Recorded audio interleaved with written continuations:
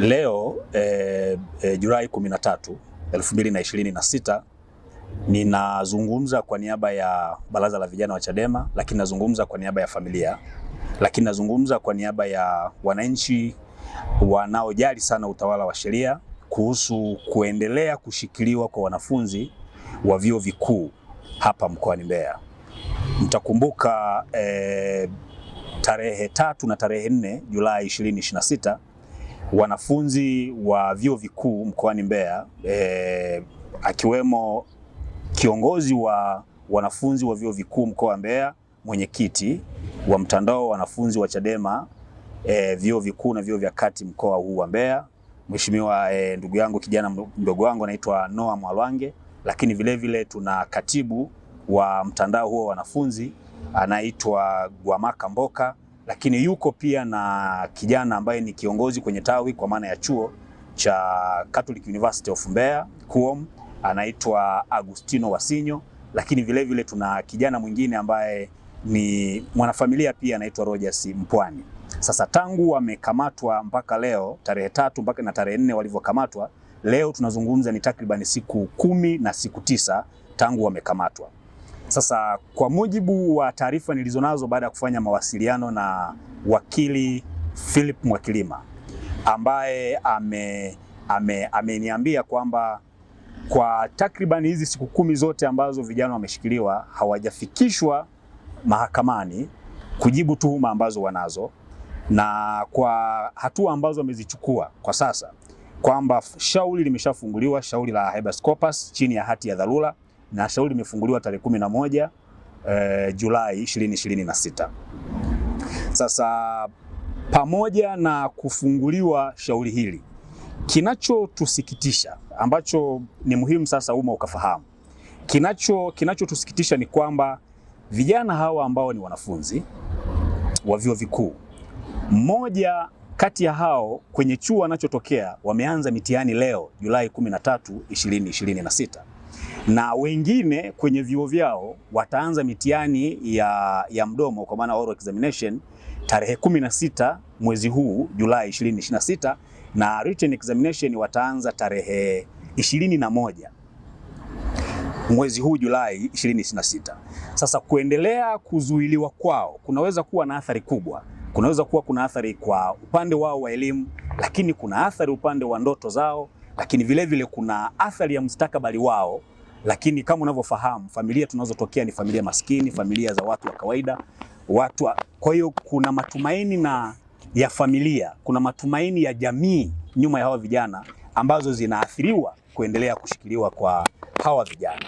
Sasa tunatambua na kuheshimu sana wajibu wa Jeshi la Polisi kufanya uchunguzi wa makosa ya jinai, na tunafahamu na kwamba mamlaka hayo yanapaswa kutekelezwa kwa kuzingatia katiba na sheria za nchi pamoja na haki za msingi za kila mtuhumiwa pale anapokuwa ametuhumiwa.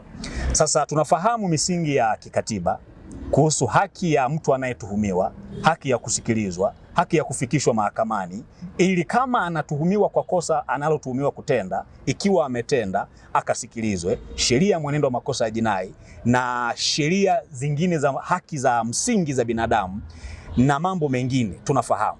Sasa kwa msingi huo, napenda kutoa wito kwa taasisi zote zinazohusika kuhakikisha sheria inafuatwa kwa usawa na haki za msingi za wananchi zinalindwa, ikiwemo haki za hawa vijana ambao nimewasema, ambao wanashikiliwa sasa kwa takriban siku 9 mpaka 10. Wanashikiliwa chini ya Jeshi la Polisi, wako kizuizini mahabusu, hawafikishwi mahakamani kinyume na sheria inavyotaka, sheria ya kuwashikilia watuhumiwa. Tunafahamu sheria inataka yasizidi masaa 48, wao wamefikishwa mahakamani wakajibu tuhuma kama wanazo.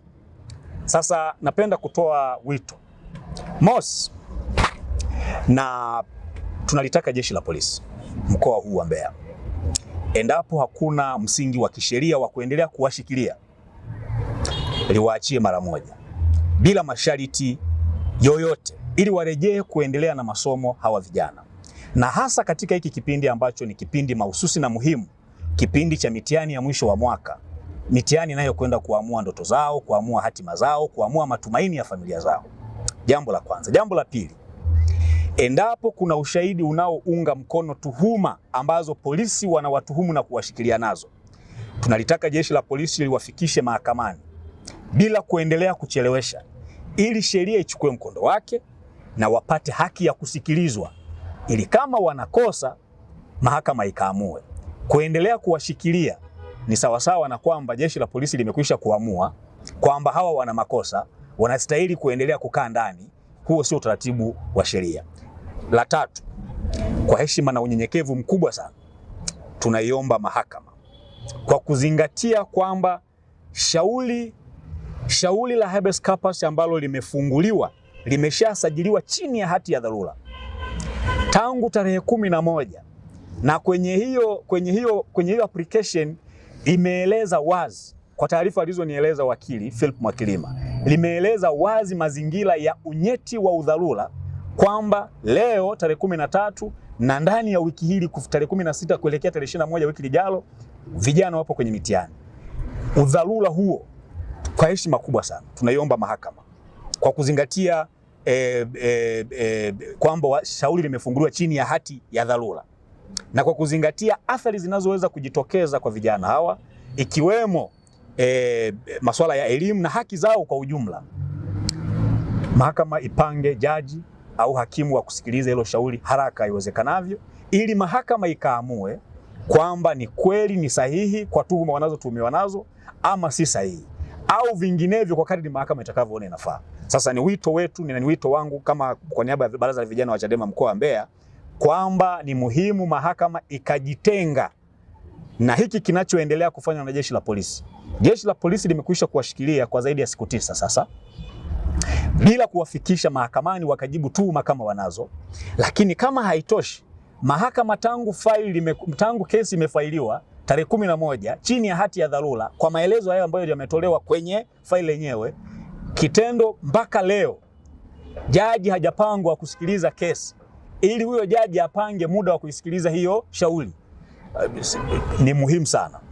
Muhimili wa mahakama ni muhimu ukalinda heshima, na ni muhimu ukajitenga na haya yanayoendelea na jeshi la polisi, na ni muhimu ile imani ya wananchi juu ya mihimili ya dola, ikiwemo muhimili muhimu wa mahakama, ikaweza kulindwa kwa wivu mkubwa. Kwa ni wito wangu kwa mahakama kuhakikisha kwamba inatekeleza hilo hitaji kwa wakati, ili haki ya hawa vijana ipatikane na ionekane inatendeka kwa wakati. Na huo ndio wito wetu, na tunasisitiza kuwa utawala wa sheria unahitaji haki kutendeka kwa wakati na kuonekana inatendeka. Sasa tunatoa wito kwa mamlaka zote zinazohusika kutekeleza wajibu wao, wajibu wa kuzingatia katiba, wajibu wa kuzingatia sheria za nchi na misingi ya haki, ili kulinda imani ya wananchi katika taasisi za dola, kuhakikisha haki za kila Mtanzania, kila mtu ikiwemo anayetuhumiwa, haki zake zinalindwa, zinahifadhiwa na kuheshimiwa. Asanteni sana kwa kunisikiliza. Asante. Katika hili shauri la hati ya dharura mnawashtaki watu gani na gani? Nashukuru sana. Kwenye hii shauri ambalo wakili Philip Mwakilima amelifungua, wanaodaiwa kwamba wanapaswa kujibu kwa nini wanaendelea kuwashikilia. Mmoja anaitwa Patrobas Katambi. Huyu ambaye anayeitwa waziri wa mambo ya ndani. Lakini wa pili anaitwa mnasema ni mkuu wa jeshi la polisi IGP. Lakini mwingine anaitwa RPC, mkuu wa jeshi la polisi mkoa wa Mbeya. Lakini mwingine mnasema ni Regional Crime Officer RCO wa mkoa wa Mbeya. Lakini mwingine ni mkuu wa polisi wilaya ya Mbeya mjini OCD. Lakini na mkuu wa kituo ambacho wanashikiliwa hao vijana ambaye anaitwa OCS officer, nasema ni officer nini, mnasema officer commanding police station OCS. Hao ndio ambao wanadaiwa wanapaswa wafike mahakamani pale mahakama itakapowaita, wakajibu kwa nini wanawashikilia, kwa nini wanaendelea kuwashikilia kwa muda wote huu bila kuwafikisha mahakamani kinyume na sheria.